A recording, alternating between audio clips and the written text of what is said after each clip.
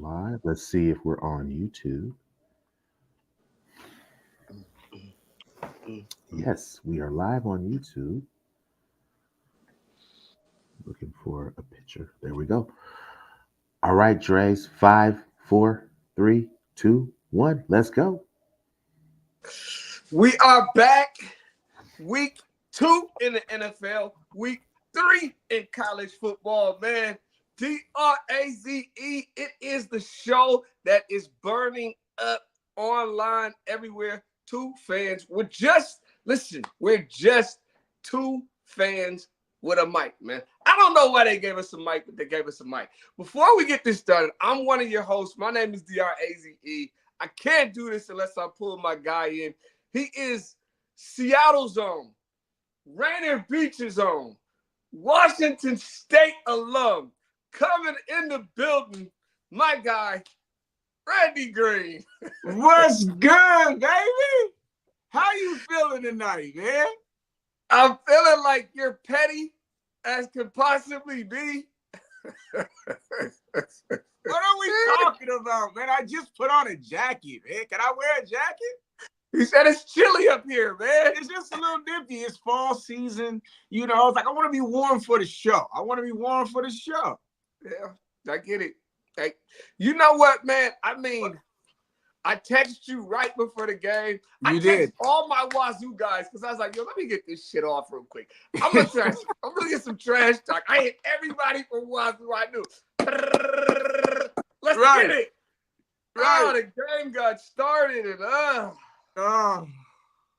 what a lovely. You know what's crazy? Last year was the year I was like, this Husky team, man, they're a problem. I was like, there would be nothing sweeter if we ruined their national championship hopes last year. And I feel like for 3 quarters we were there, and then you guys were just too great.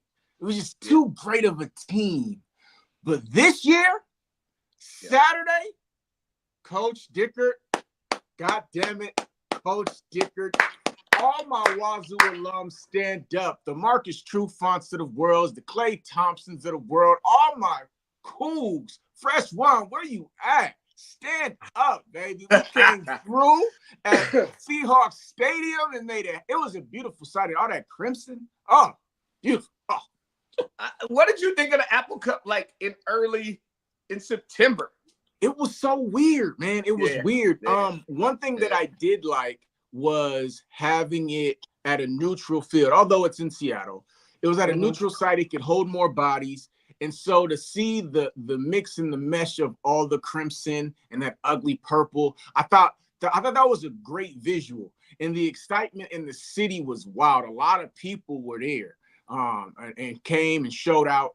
And so I think if that's the way they're going to do it, I think it's a great event for the state of Washington and its football programs. And I think they pulled it off. It's different because it's normally, you know what I'm saying, end of the year. But with them guys going over to the Big Ten, I like how they keep it going. Okay, later for all that. Can I get something off my chest? Jed Fish. Okay? Jed Fish. Yes. I want his head on a steak right now, man. I like it. Do you know how hot I was? Look, fam, okay. I want to go back. I don't even remember the quarters because at this point it escapes me. It was the first half. Mm-hmm. We were up 13-10. It took us a while. You guys jumped out to a lead. Yeah. We caught you, went up 13-10. Our offense is moving the ball every single time. Mm-hmm. He doesn't roll out Will Rogers. He wants to roll out his new toy from Arizona, the backup kid. Don't get me wrong. I understand this kid looks like he's going to be really good. Right. He looks special. He looks talented. But this kid has to understand it's not your moment right now. And Jed, I know what it is, Jed. You got to get him some time because if he gets pissed off, he might leave next year in NIL.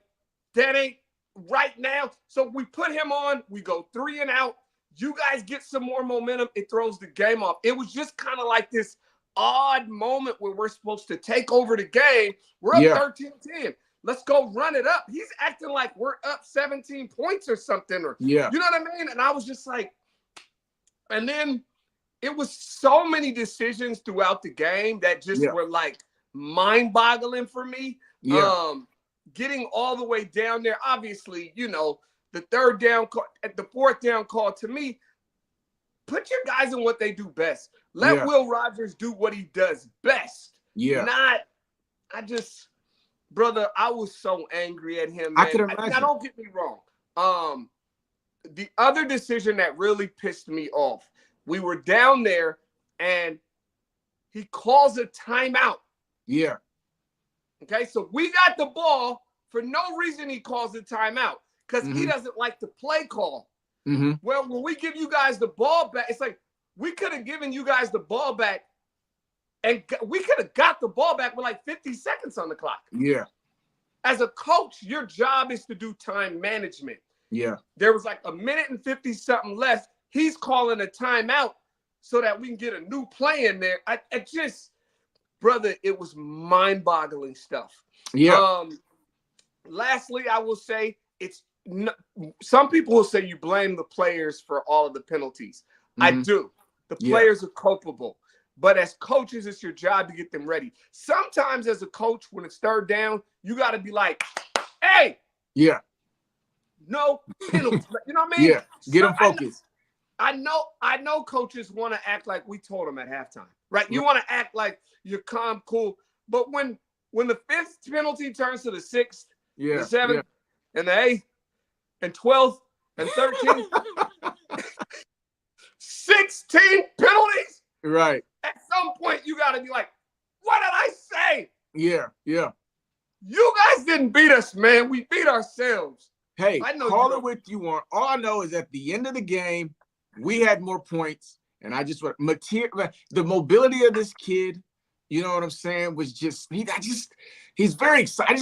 I'm glad he's on my team. You know what I'm saying? And Meredith he was out there catching everything, 111. And hey, I'll rest. I'm just happy we won. We pulled it off. The trophies in the Palouse. And I'll leave it at that.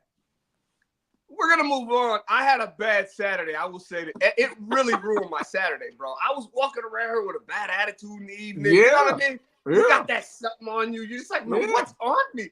And you know what I said to myself? I want to say this. This is what I said after the Apple Cup was over.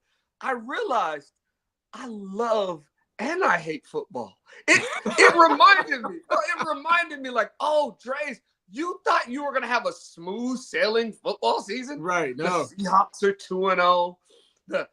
The Huskies are going to go 3-0. Your fantasy football team. No, there's going to be heartbreak for you.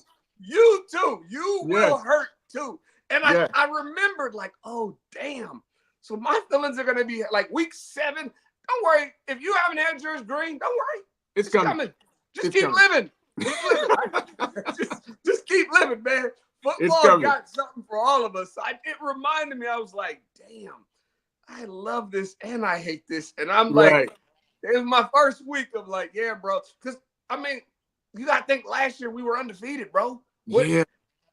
So every time I was close to losing, I was like, we pulled it out. No, that's not DeBoer. It's a different season. It's a different season. It's a different season. Well, ladies and gentlemen, this is Two Fans with a Mic. I'm Draze. This is Green. We got a great show lined up for you. Yes, indeed. We're going to be talking all things NFL, the 2-0 teams, the 0-2 teams. Later on, we're going to talk about who the top NFL wide receivers are right now in the game. We'll both be giving our picks for who's the top, so you don't want to miss that. We'll give our thoughts on Tua. You know we got to talk about that. Bryce Young, all of the biggest topics, Ravens, Bengals, and you know we will be talking Hawks to wrap this whole thing up. You know what I mean? Yeah. So let's start it out. Green, I want to ask you, what is your most impressive team in the NFL right now? You know what? It's tough. It came down to two teams, and they're both in the same division, and I will go with the Saints. And the reason why I'll go with the Saints is because the amount of points they're scoring is alarming for the rest of the NFL, right? Yeah. They switched their offensive coordinator who had a brilliant idea of, hey, let's get these playmakers in motion. Let's get them moving around. And let's get Derek Carr to open up and let's toss the ball down the field and let's see what happens. First 2 games out, it's working wonderfully, right? First game of the year, the opponent's not all that great. So it's just like, yeah, they just beat a bad team. We'll see what happens next week. The Dallas Cowboys, America's team. What do? They come out and they jump on the Cowboys.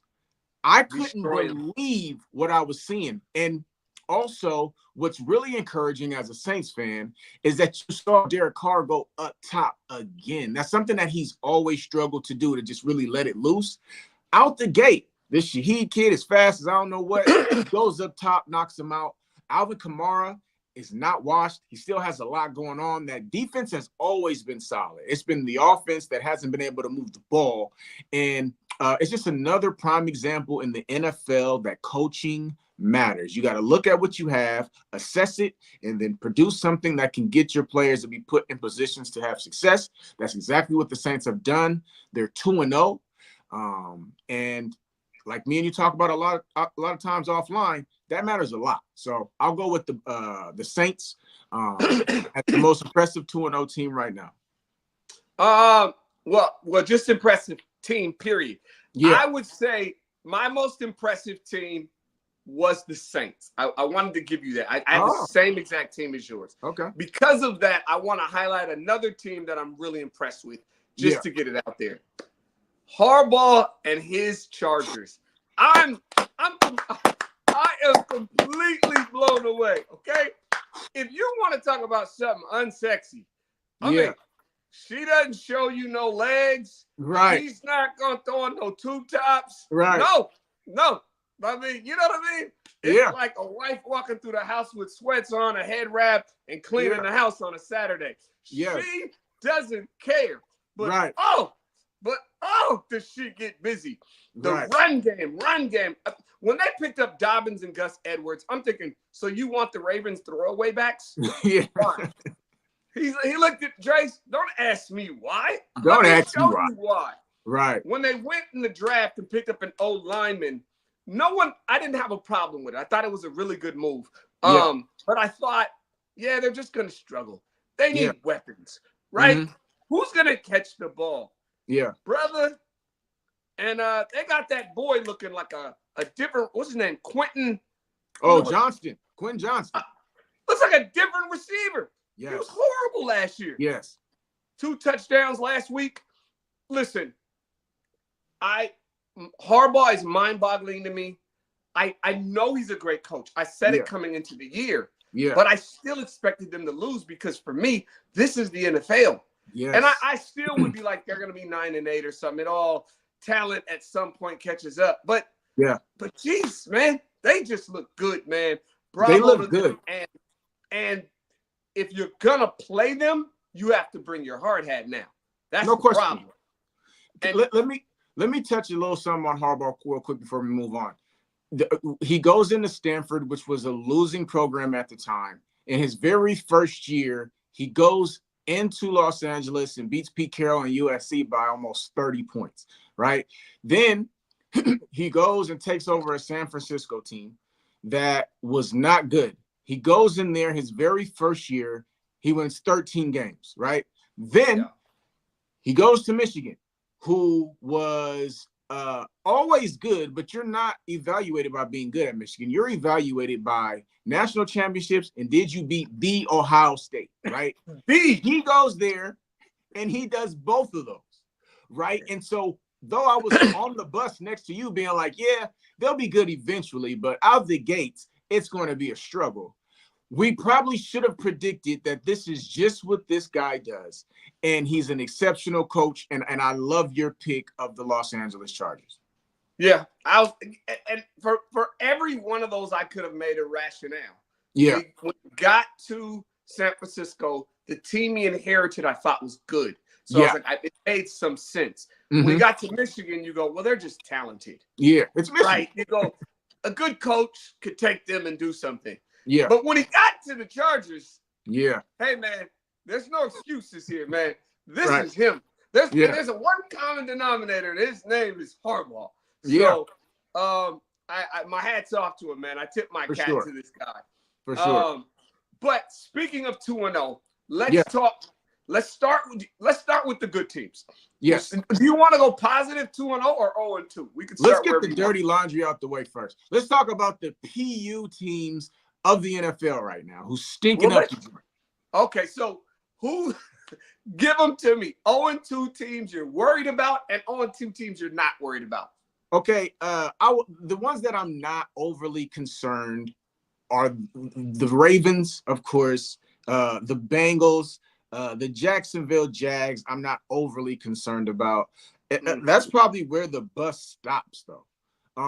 Those three teams I feel could hit a streak of being like, okay, now we're playing good. I've seen Trevor Lawrence play well. You know what I'm saying?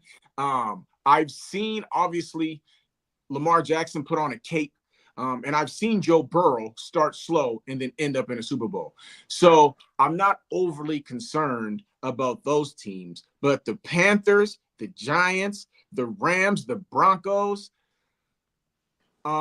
they should be getting their Airbnb for their draft party because they'll be drafting pretty early come March and April. Yeah. I'm gonna focus on the three teams that you said you're not concerned about. Okay. The Jags, the Bengals, and the Ravens. The other ones, I agree with you. So PU. You know what I'm saying?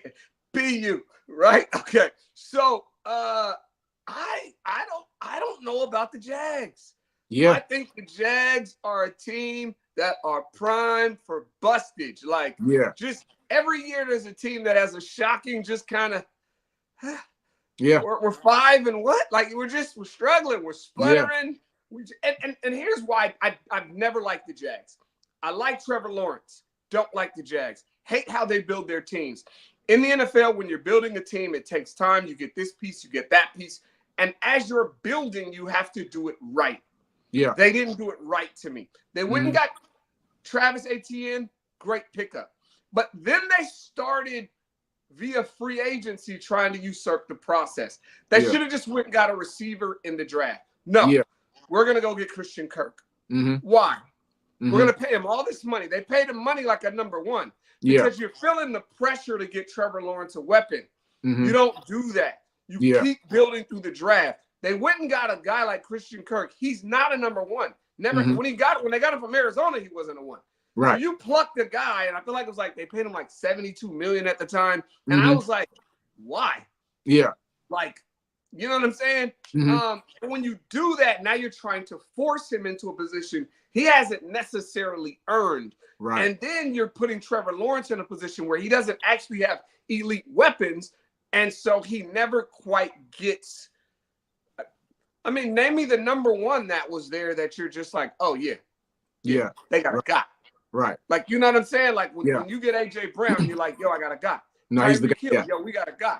Yeah. Justin Jefferson. And, I mean, the list goes on and on. Even DK Metcalf. And anywhere you go, Cooper Kupp, these guys are guys. Yeah. You look and go, who's the guy down there? What has Trevor Lawrence ever really had of a weapon? My best weapon is my tight end, Ingram. I'm like, okay, that's cool. But so to no fault of his own, I think they're ready to sputter. I don't want to be worried about the Ravens, but that loss to the Raiders, man, that's a little concerning, man. That was a little, yeah. It's getting weird. That's what I'll say. I'm not worried because I'm like, I think they'll figure it out. Yeah. Oh, I gotta say this. Got to say this. Because I have to do this and take a shot at a few guys that I feel like you love. Yeah. Okay. From Harbaugh to Dan Campbell, Sirianni, all these coaches with all of their risk-taking, and I'm over it. I'm out on it. All of it. I'm out. I want to say that. I want to put them all on notice. Harbaugh has been making horrible decisions. They're at the 40-yard line on their own 40. He goes for it, and they don't get it. This stuff where, and fans are fanatics, right? We're true fans. It's short for fanatics. Fans are always screaming, go! Yeah. Right? No. Bro, I'm being honest. I've watched this time in and time out. I don't like this new trend. We just watched it with the Eagles. The Eagles, they had about a minute and something on the clock. The other team has no timeouts. It's 3rd and 3. Sometimes you have to go with the obvious move. You run the ball. Maybe you get 1. Maybe you get 2. You might even get the first down. That is a possibility here. Saquon is averaging like 7 yards a pop. So let's say Saquon gets 2 yards. Now you're in 4th and 1. You drain 40-something seconds off the clock, and then you can make a decision. It changes the trajectory of the game. Dan Campbell, Sirianni, all of these guys in this going for it mentality. Yeah. I'm out on it. I'm out on go for it culture.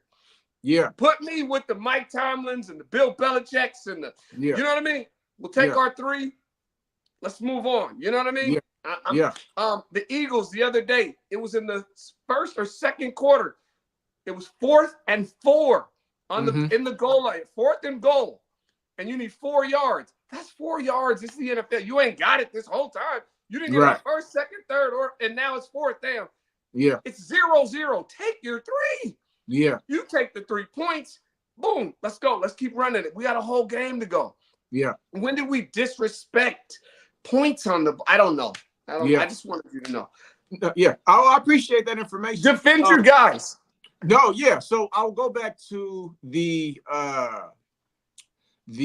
Trevor Lawrence and the Jaguars. The reason why I'm not overly concerned now, again, I want to be clear. I'm not banging the table that they'll be fine, but I don't feel like the season's lost just because it's 0-2. And a few reasons is I think you're correct on, how they structured building their team. I think they figured that out, and they drafted a kid who I'm really high on, Brian Thomas Jr., who I think is going to be a guy. Last year with Christian Kirk, they thought they caught lightning in a bottle with Calvin Ridley. That didn't work. And so then they had to figure it out. So like you said, they're trying to supplement the process by adding pieces, and it hasn't worked. And I think they're going to finally get it right now by going through the draft, which you said they should do. And the reason why I'm not overly concerned, no Evan Ingram on Sunday. He was a late scratch, got hurt in warmups. And then I think Brian Thomas is going to take a minute to get going. Christian Kirk has been a virtual no-show this season, which is why you say what you say, like, why do you do it? Makes sense, right? Eventually, I do think he gets going. ETN, like you said, is a really good player. He'll get it going. And I've seen Trevor Lawrence play really well. And so, and their division isn't crazy. Now, their conference is, but their division isn't crazy to the point where I could see them stringing along some wins, getting this thing together, and those guys starting to step up, and Brian Thomas really becoming a guy starting in October, November. So that'll be that. The Ravens, they got the Texans in their division. They got the Texans. The Texans, though, have squeaked out 2 wins. I do think they're great, but I don't look at them as world beaters, right? I do not see them as world beaters.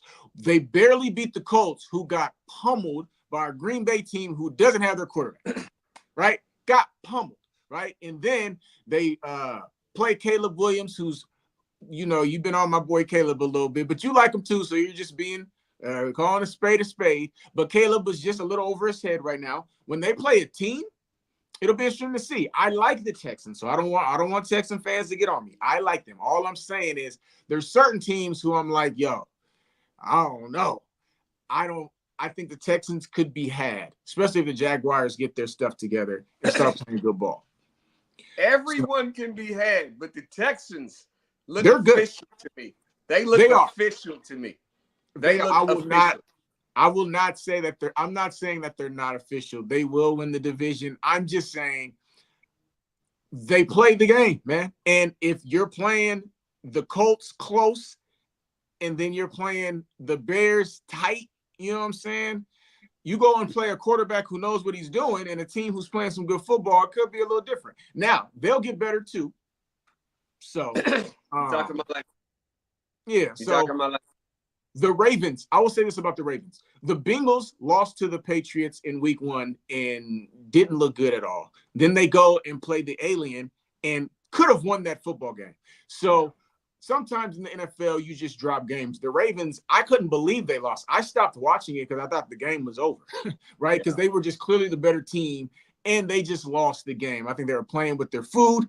I think it'll be a wake-up call. They're still trying to figure out the Derrick Henry and all this other stuff, trying to get Mark Andrews back in the fold. I think once they figure their things out, they'll be fine. They probably will have to go on the road in the playoffs, but I'm sure they'll be in the playoffs. All right. Well, let's move away from 2-0 and 0-2 teams. Let's do it. Let's talk about, there's some fun 1-1 stuff happening throughout the league. Obviously, the Eagles. I'm going to start with the Eagles for a moment. How do you feel about the loss yesterday? What are your thoughts? And what are you concerned about? What are you not concerned about with the Eagles? I think it was a very bad loss because, like you perfectly explained a couple minutes ago, run the ball and just live to play another day. You probably go home with the W if you just run the football with your new toy, who's probably the best back in the league.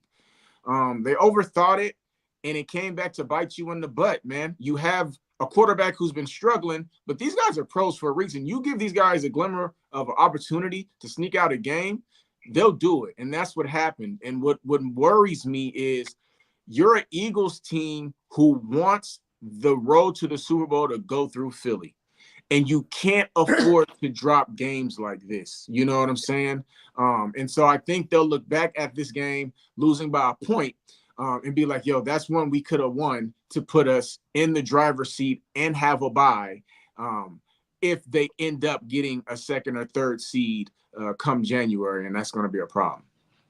You know, this loss to me, there are teams that sometimes teams have cultures and they have like a spirit or a presence or an aura about them, right? It's a reason when we talk about the 85 Bears or the teams have something about them.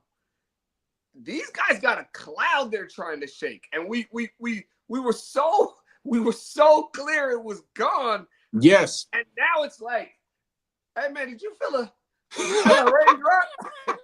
Is it raining here, man? I'm just saying, like, it was weird. Everything's been good. Saquon comes out first week, 3 touchdowns. We're riding high. You know, Jalen looks good. They come out the next game. They're still in control. Everything they were in complete control of the game. We're good. And then something happened. And we looked up and one of my partners told me yesterday, same thing. He had left because he thought the game was over. Yeah. And he said it wasn't until like an hour and a half later, somebody hit him and was like, man, crazy the Eagles tricked that off. He's like, what are you talking about? Yeah. He's like, yeah, they lost the game. But it's like, and everyone in Philly's going, oh, snap. What's going on, man? Like, what? Yeah. And the team is really good. Let me give you what concerns me most about them. Okay. Their D-line, not good. Yeah. Not good. No pressure. It was amazing. It was just kind of like Kirk Cousins was out there like, and I was shocked. I was like, oh man, this D-line's not getting no pressure. They lost Riddick. You know what I mean? So they're not getting those guys off the edges. And for whatever reason, the D tackles, maybe they just have. I know they were playing against one of the better O-lines. So Atlanta's a great O-line. It was like a great O-line. Both of those teams have really great offensive lines. But it was really the fact that they couldn't get pressure. That's gonna matter long term, right? When you play the good teams, like when you think they might have to clash with San Francisco. When San Francisco gets pressure, they might have to clash with Detroit. Well, let me be honest. That boy over there in Detroit was coming off last week.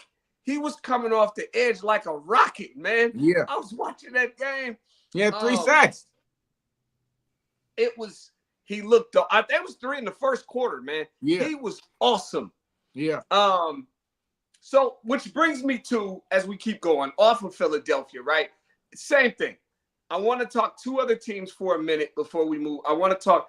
What is your take on the San Francisco 49ers? Another 1-1 team. Yeah. And I'm saying that given the fact that no McCaffrey for a while. Yeah. No Deebo Samuel. Yeah. And last year, it appeared that when they lost Deebo, something happened to the team. Yeah. They're not the same without Deebo. So without McCaffrey and without Deebo, and last week we got a chance to see the rookie sensation not really able to it became clear, okay, that ain't McCaffrey, right? He's good, Mhm. but he ain't McCaffrey, right? Right. He looks like just a good running back. What are Mhm. your thoughts on San Francisco? Should they be concerned or not?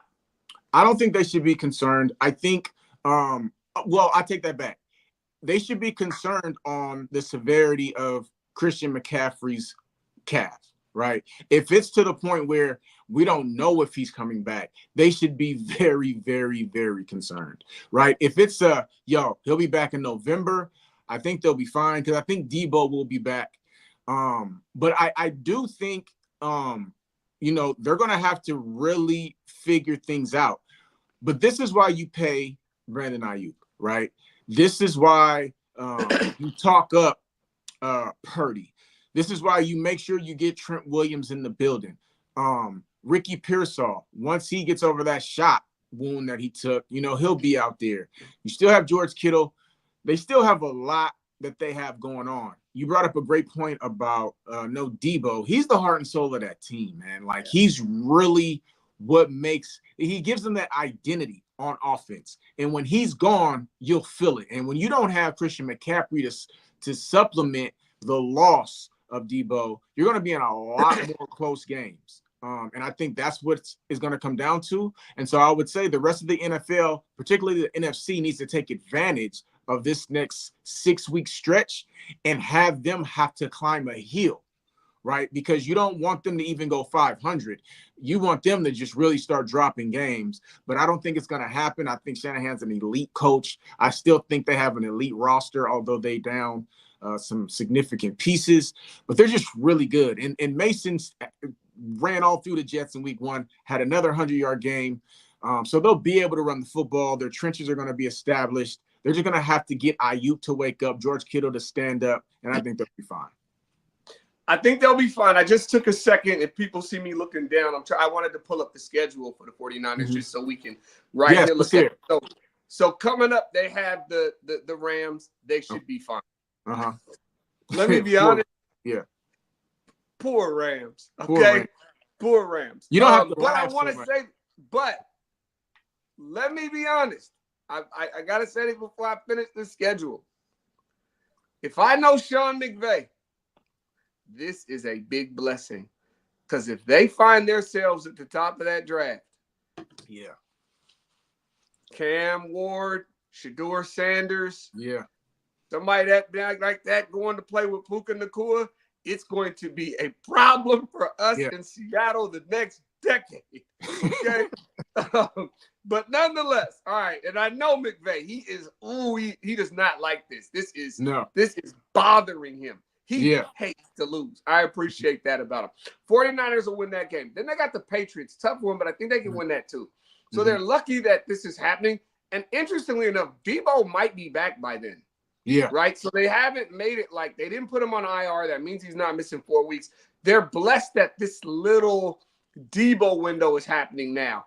Then they got the Cardinals. So things start to uptick and the gauntlet starts from them. Okay. After that, it's Cardinals, Seattle, Chiefs, Cowboys, Buccaneers, Seattle, Packers, Bills. Like the gauntlet starts. So they got to take this little, you know what I mean? Take this little window for a minute, try to get healthy. But after that, there will be no more no more days off after that. Y'all better. And so what I think about with the 49ers and my biggest concern for them, they should be concerned. Yeah. And the reason they should be concerned is because I believe they need home field advantage. And that is truly at stake here. Yeah. And I think them having to go through the entire playoffs on the road, given their history, it's just not what you want. Right. They just, you know what I mean? And they are the team that if they don't win it all, you want to talk about the fall of the Roman Empire, man. No, things are going to look very differently after this year. Yes. So, one more roundup on the 1-1 teams I wanted to see.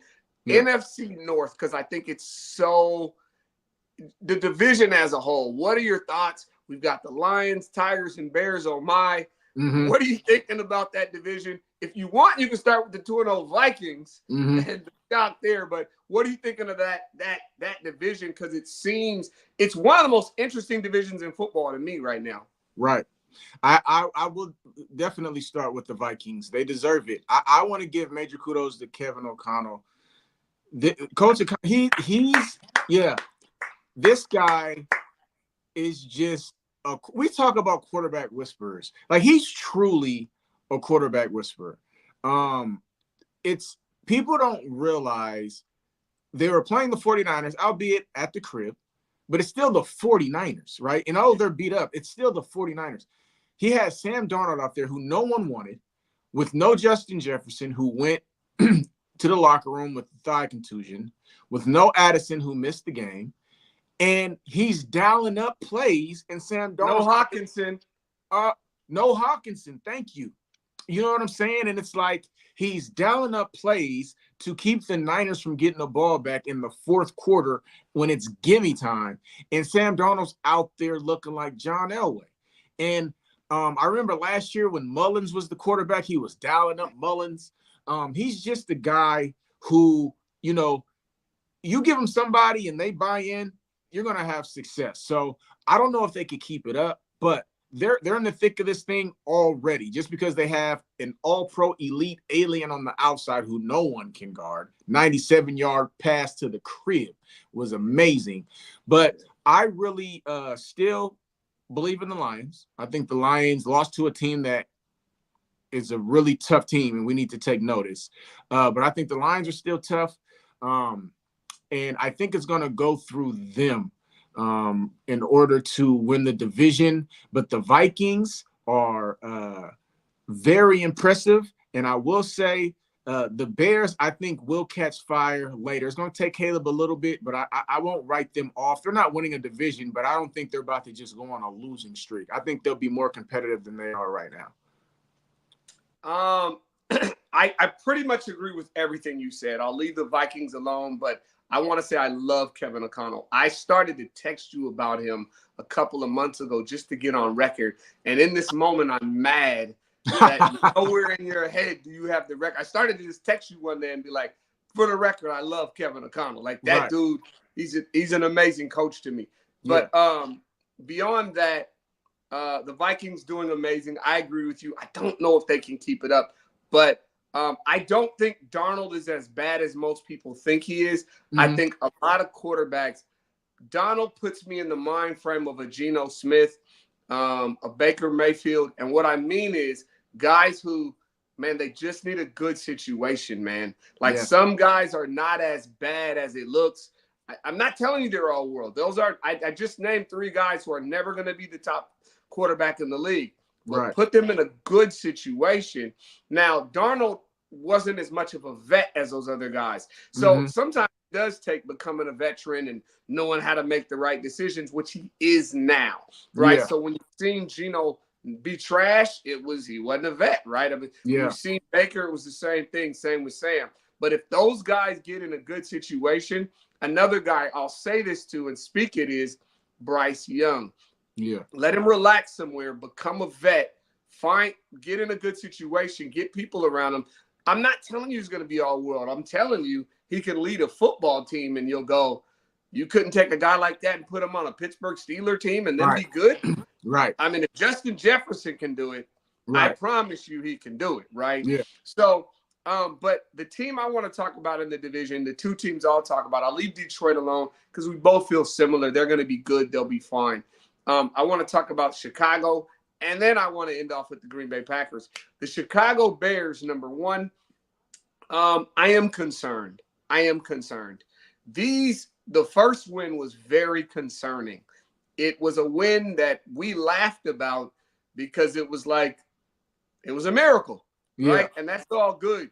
And then the next week you come out and they don't look good, man. Yeah. It's the, you know how something doesn't look good and then it looks bad. Like, how are they going to fix that? Like, I don't know if this is going to get fixed. Yeah. Now, this will be the week they play a Colts team that has been giving up the goodies. I mean, everybody's running on these guys left and right. I should know. I got Josh Jacobs in fantasy, and he balled out against these guys. So, Right. you know, I was watching him. He was like 9 a pop. I was like, give it to him again. Yeah, You know what yeah. I mean? So, and the Colts just. So we lost my guy, but Green. yeah, So once you talk about with those Bears, man, like even though they look kind of crappy, bro, they still almost won that game the other day. I agree with you. Let's get Dre's back. I don't think the bottom is falling out with the Bears. I don't really love the offensive coordinator. We know him far too well here in Seattle. He was our offensive coordinator last year, and he pretty much stunk. And so I think the offense has an uphill battle with their offensive coordinator already out the gate, which makes it tough. My guy's back. Good. I was just talking about how you don't know what you're talking about, and it's not all bad with the Bears. But no, all jokes. Finish what you were saying. You remember where you left off at? Yeah, the Bears. It's just the question that comes to my mind. I don't want it to come to my mind. Yeah. I don't even know who's asking it. Yeah. I was like, was that me?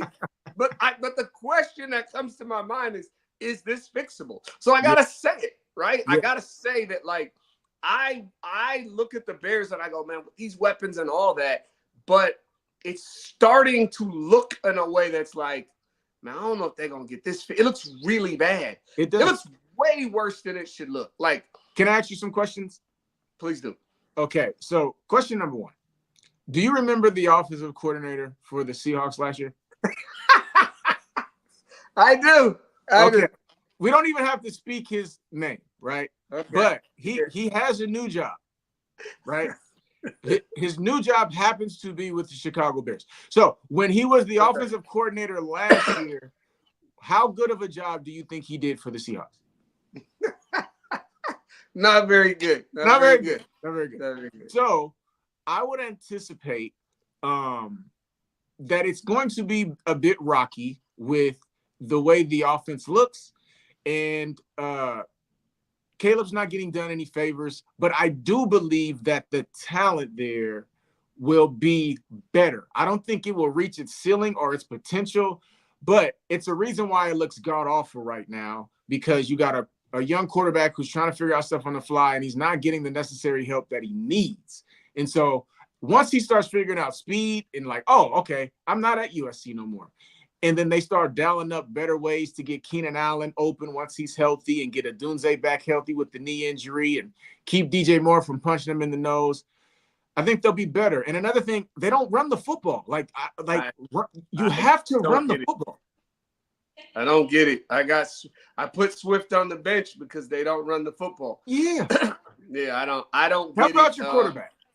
But that offensive coordinator, I mean, I got no argument for that part of the argument. So, right. All right. Lastly, I want to say this. I want to give a big ups to the Green Bay Packers. Yeah. Because they took a guy that at quarterback I hadn't seen play well. Yeah. Right. I have not seen Malik play well. There are teams that say that their quarterback goes out. So when Love goes out, Jordan Love gets injured, and they're like, he's not playing next week. And they say, we're going to go with Malik. Most of us go, okay, right? And sometimes when the coach does that, you're thinking, okay, this is press speak, and you're waiting for a press release the next day that says they picked up Ryan Tannehill. Right. So, we're just going to bring him in as a backup. Sure, you're right. You're going to bring him as a backup. Right. No, they said, we see something. Malik knows the offense. Mm-hmm. I watched that game, man. He looked good, bro. Yeah. They drew up the perfect offense for him. I know he didn't throw but 18 passes, I feel like. Mm-hmm. But he ran the offense par excellent. Now, don't get me wrong. Really easy to do when your offense is averaging like 8 yards a pop running. That helps. That does help. But what I'm saying is, whenever he did pass, he looked good. You remember in Tennessee where it was just kind of like, this dude can't pass. All he wants to do is drop back and run. And no, he looked confident. He started getting confident. Yeah. And I was going, and why I love what they did in Green Bay is they won a game without him. Do you know how big it is? They're 0-1 going into that game. They need a win because they're one of those teams that you don't want to fall behind. Jordan Love could be out for a few weeks. If he can win, just one game matters. Yeah. Right? Because maybe Jordan doesn't come back next week, but he comes back the week after and you're 1-2 rather than 0-3. Whatever it is, right? Yeah. And if you got one, maybe you can win 2. So I just want to say hats off to their coaching staff because that was an excellent game plan. And they were in complete control of the game and they were balling. And I was like, yo, I mean, that'll now after a game of it, teams will scout it and go, all right, we're gonna make you play quarterback, son. Right. You know what I mean? But you know, to win one is impressive, and I don't doubt that they might be able to get another one with him. No doubt. You know what I mean? And the fact that the Packers haven't put Love on IR lends you to think that he might not be as beat up as we think, and he might be coming back sooner rather than later, which would really bode well for the Packers. So, I like what you're talking with them. So we're going to move to our next topic, which is something exciting. Everybody loves a conversation about who's the best quarterback, who's the best running back, who's the best this, who's the best that. We're talking right now, not all time, who is the best wide receiver in the NFL. And there cannot be 2. No. There can only be 1. Who do you got? I just want to start out by saying this is extremely painful to decide. And you can let me know who you're deciding between if you like, but so there's truly 3 guys. I want to give a shout out to Davante Adams. I just feel like he barely missed the bus, and I could be wrong because his quarterback is no longer Aaron Rodgers, but I just feel like he's just behind these 3, right? Barely, though. One guy who didn't make the cut for me was Jamar Chase, who's really been on one this season. He's really just not who I think he is as a person and as a teammate. I think he has a lot going on, and I'm hoping that he settles in and he goes out there and he shows everybody what he is as a talent.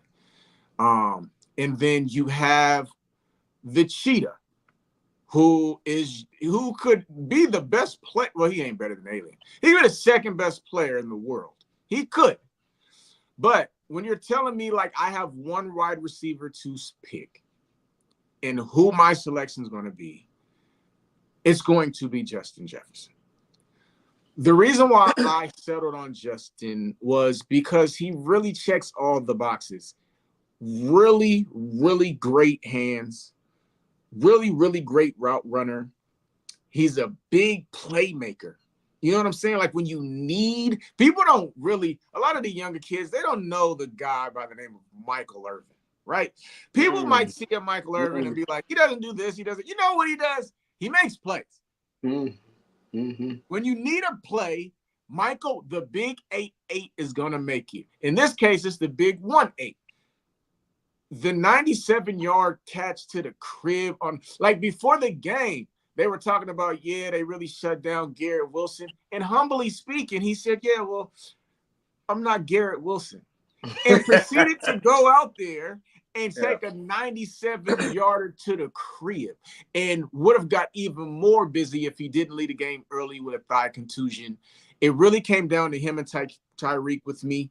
And I don't think I could go wrong. But if I have to pick, I'm going with JJ. I totally agree with you. Okay. These are I love every sentiment you said. From Davante Adams, it's so sad. You just like, oh, poor Davante. Sorry, man. I don't even know. You might actually still be that guy. Right, I haven't seen you in so long with a good quarterback. I'm sorry. I gotta say you're second tier now. Right. And then I move on, right? And then when it gets down to these 2 receivers, I love what you said about Jamar Chase. I disagree with you. I think he's been on one. Yeah. I love the wording you said. He's been on one this year. I agree. However, I don't know that he's been tripping. So that's, you know what I'm saying?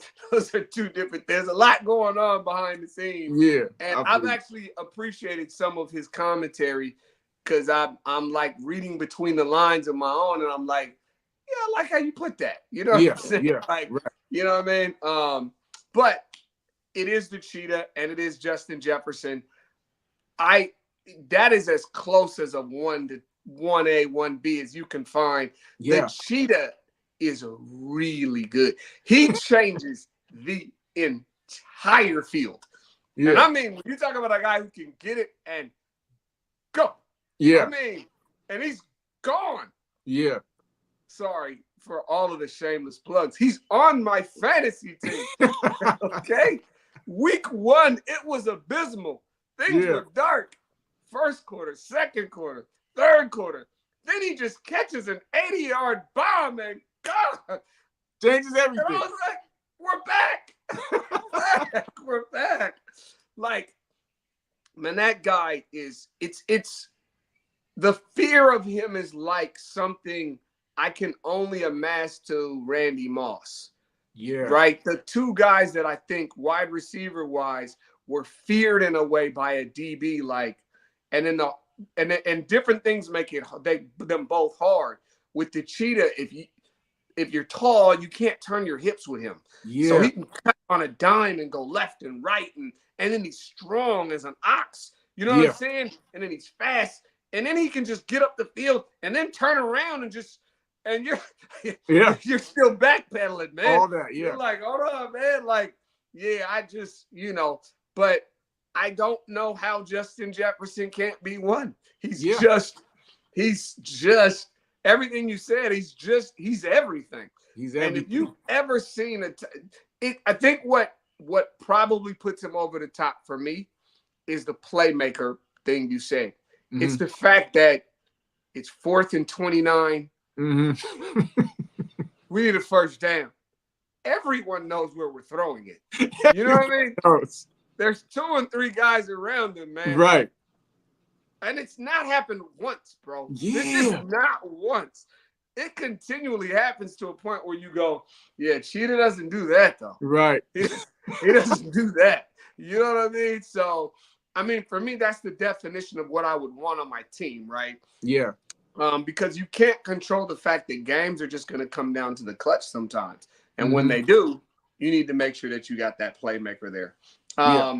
We got one other thing before we get to some Seahawks talk. Just this past week, we all know, and I guess this is a fitting transition into it, right? Tua Tagovailoa goes down with the concussion. Been much conversation about it. I just wanted to get your thoughts on the whole thing. You take that where you want to take it on the concussion, what he should do, what he shouldn't do. Are you in it? Are you out of it? What are your thoughts? Yeah. Well, I hate seeing it because I feel like, and I could be wrong, that when he gets concussed and he starts, freezing up in the manner that he does, it makes me more alarmed than the other players who have been getting concussions, because I don't always see them do that, right? And I remember him on the last Thursday night football game 2 years ago where that happened, and it's just a very tough watch. And I would never try to tell anybody what to do who is not my child. I would never get in anybody's pockets. But I know you love the game, but this is a very brutal sport that we love and that these guys play. And that hit wasn't as gruesome as we see. It could get crazier. And he's a smaller guy. He plays a position where they're trying to kill him. Yeah. And so you just think, what if he takes another hit that's even more severe than that? That's more powerful. That was a cornerback. And it just makes you think. And these guys are gladiators. They're warriors. They don't get to this position without having the heart of a lion. I just really hope that whatever decision he makes, it's the wisest one to be able to carry out this beautiful thing we call life. Because when you're 45, 50, you're going to wish you did. And so that's that's all that I will say. But it's deeply concerning, just seeing that. So Yeah, I my take on the Tua thing is I have a lot of thoughts about it. I think everything you said was very, very well, very, very well put. When I look at I I looked at a lot of the analysts on TV and I wanted to listen to them. It's really hard sometimes for current players to speak on it.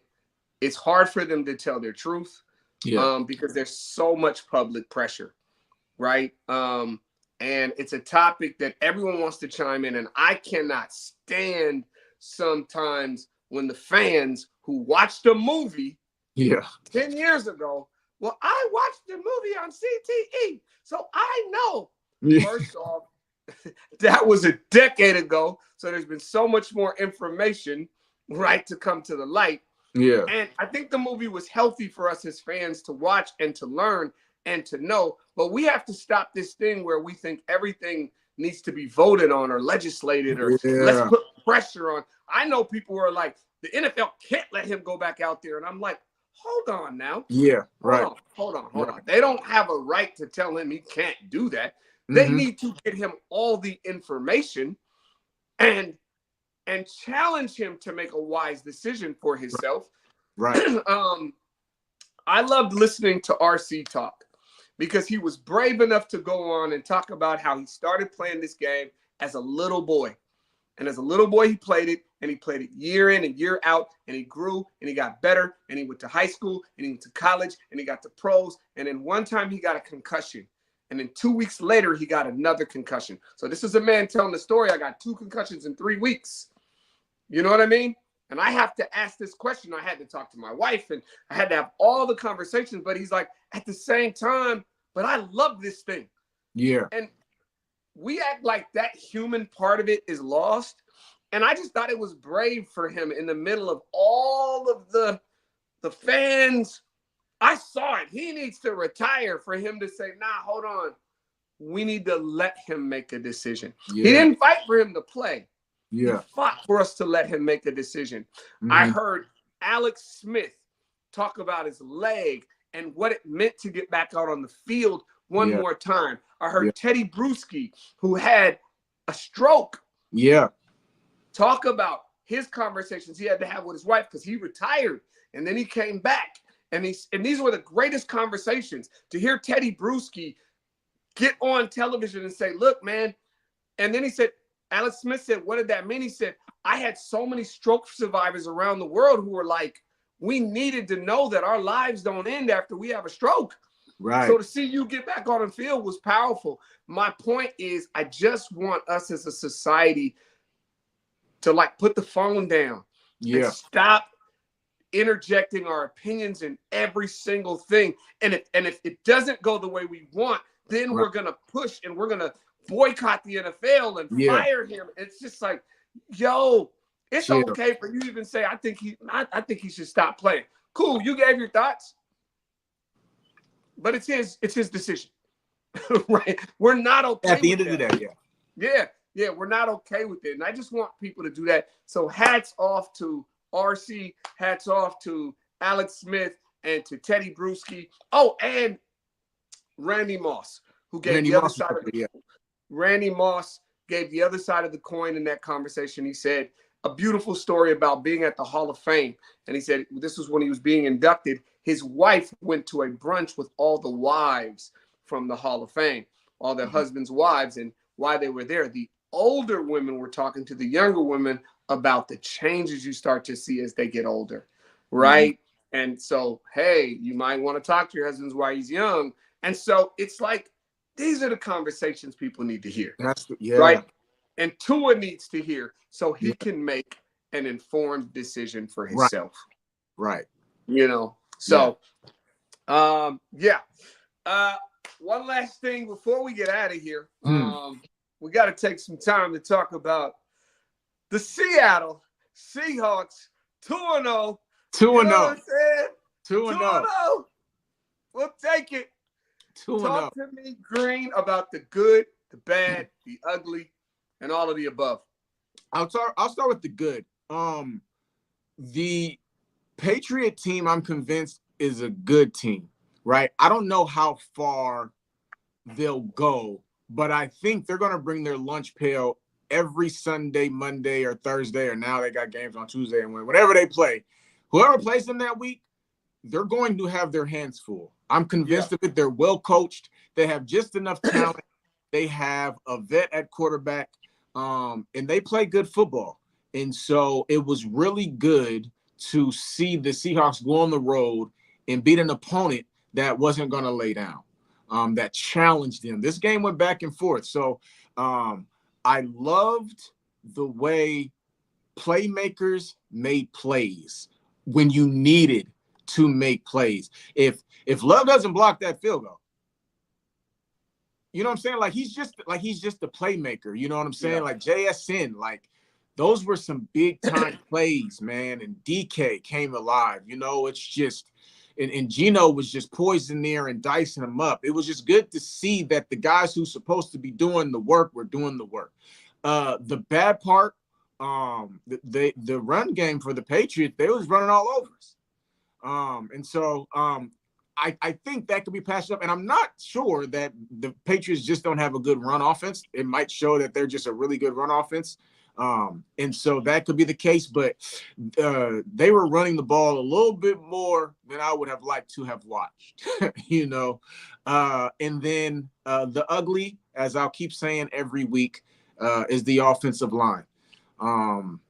It's really tough. Charbonnet obviously isn't as elusive as Ken is, but you know, I feel like the running lanes weren't there the way they were last week, and you know, the time for the passes weren't where I would like it to be.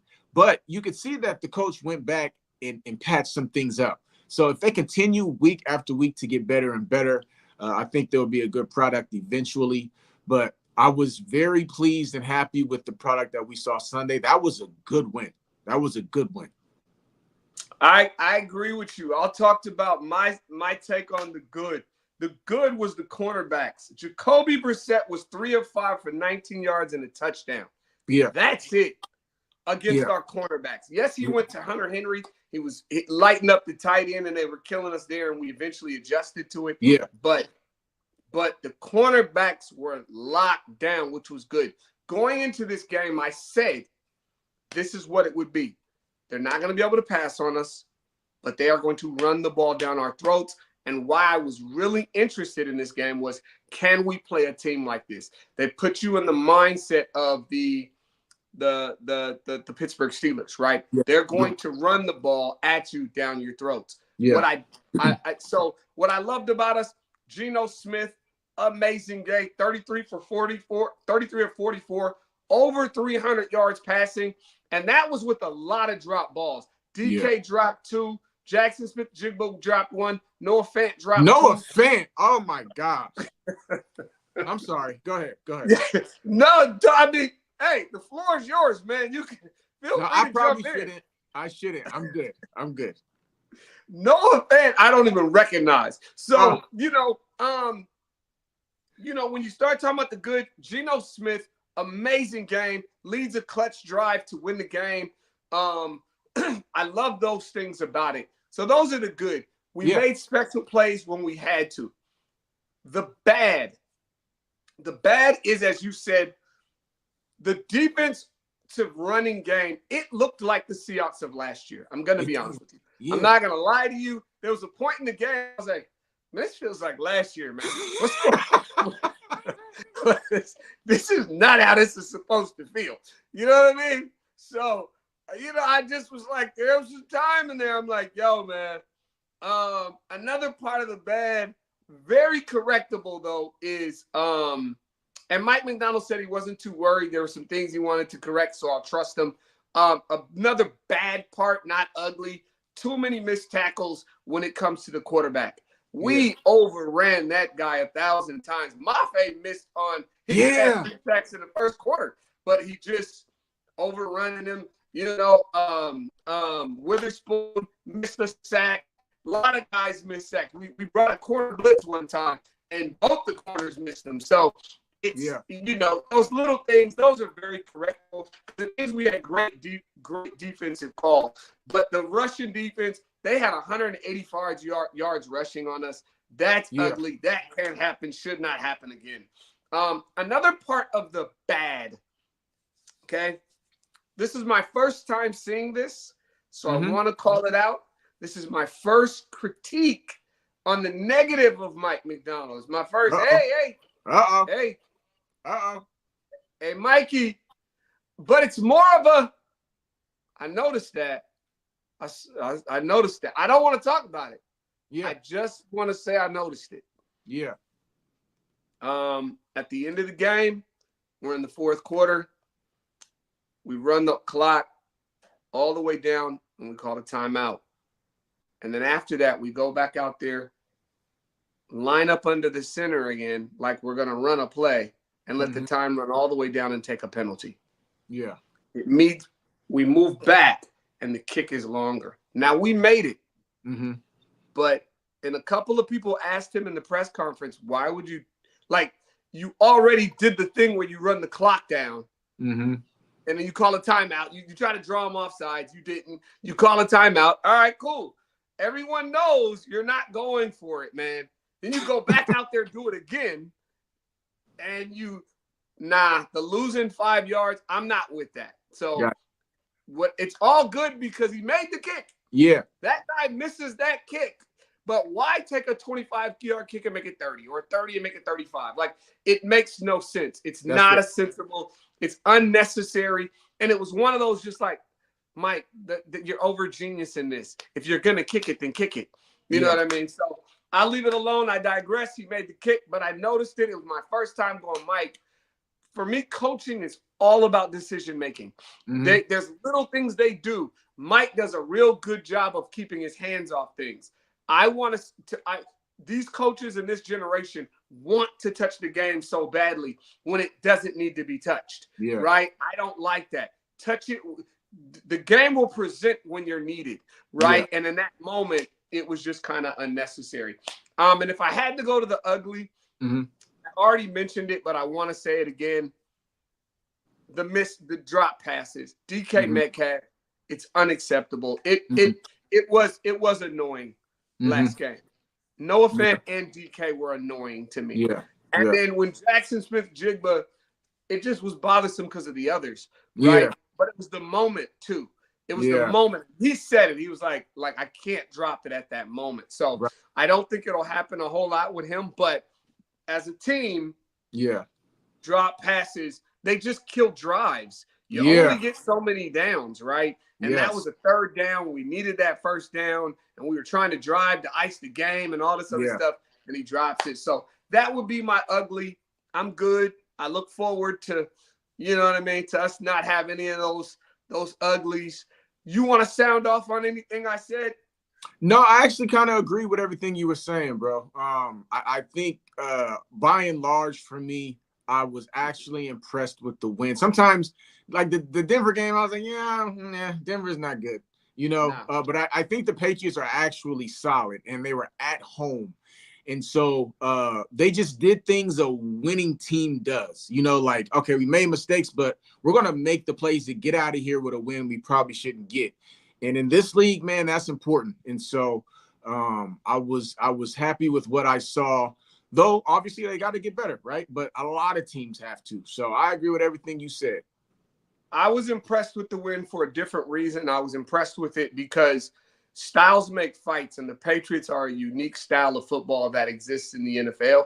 And I wanted to see, can we win against a team like that? The other thing that will probably come out of this is while every team doesn't play that style, and not every team can, teams are going to look at that and see the success they had. And so we're going to start to see teams hand that ball off against us, right? That's the point. And moving forward, we're going to see a lot more of that because that's the Achilles heel of this team. Coming into the season, what did I say? Right down the middle. You want to beat us? It's right down the middle. It is not passing the ball. And so we'll start to see that when you start to play the 49ers, when you start to play the Eagles, when you got to play all these teams that we got this year that you're going to start to see go, oh, yeah, because there are teams that can play that style, right? Yeah. And then they can go play action on you and really start killing you. And, so we'll see, because the tape, that's the first bit of tape that people are going, ooh, we got some good film on them, right? Yeah. And so we'll see what happens there. My last question before we close out, Seahawks play the Dolphins. If we go 3-0, what does that mean in the big picture of things for the Seahawks? Big deal, no deal, why or why not? To me, it means it's a big deal, because to be 3-0 in the NFL is a huge deal. To me, though, it just says they finished their breakfast, right? They beat the teams they were supposed to beat, and then you put yourself in a position to have a magical season. You still can't get ahead of yourself if you're the Seahawks if you go 3-0, but it's pride in knowing we did what we were supposed to do. So bring on the next opponent, and so for that, I applaud them. But I think McDaniel and those guys are going to have a game plan. So they got to be ready for whatever. But it's definitely obtainable for them to go 3-0, and I'm excited to see it. I think McDaniels and them will have a game plan, but I think we adjust to it by halftime. It's really hard with a backup quarterback who is inept, not great. I'm saying it too, and I want him to shock me because I got Tyreek on the team, but on my fantasy. But getting focused. If honestly, I think they'll have some things that we misdirections and Tyreek running reverses and doing all this stuff, and we'll just take some time to figure it out. They might score an early touchdown because of it, but eventually there's only so much bells and whistles you can do. It's football. At some point, there's a third and a fourth quarter, and it slows down, and Mike McDonald's going to force him to play football at some point. And when that happens, their only chance is the running game, right? And H.N.'s not as big of a back as what we just played against, so I don't know if he can do that. Their stretch running game is amazing, but I don't know if he's big enough to kind of put that pressure on us. And they don't have Mostert, who's hurt. So I think they'll mix things up. I think we can get the win. 3-0 would be massive for us for the reasons you say. Yeah. There is pride in doing what you're supposed to do. Like until you get to you can't win the big one until you win the one you're supposed to win. So let's win these, right? Right. That way nobody can be like, well, man, you lost to them. No, well, we beat them, right? We beat them. At least we beat them. And then you go into Detroit. Ooh. I mean, if you can sneak a win in Detroit, you're everybody's dark horse at that point, right? The country's buzzing. They're 4-0, and you know what I mean? Because after that, I think we have the Giants and the Rams. Like, so you know what I'm saying? Like, it could get real sexy in Seattle, and it would be real hard to stop the fans, even me, from getting on my high horse. Okay, listen. So if you want to talk about, hey, Draze, calm down. Yeah. We're gonna need to lose one of these soon, bro. No. Hey, if they do that, I think it's deserving, right? And I want to say that Lions game is a primetime game. So if they happen to pull that off, the nation is going to be on watch with the type of performance that will be needed to beat the Lions. That will be on display in front of the nation, on top of being 4-0. And the floodgates of expectation and media press will go crazy, and it will be deserved. So that's why we love this stuff, man. That's why we love it. That's it, party people. Thank you guys for joining us. That's it for another week of Two Fans with a Mic. We will be back next Monday night. I think there's 2 Monday night games, so we'll be on at 9 o'clock p.m. sharp. We'll be ready to go on Facebook, on YouTube, and all of your channels. I'm Draze, my guy Green, and we are signing off, y'all. Peace and love.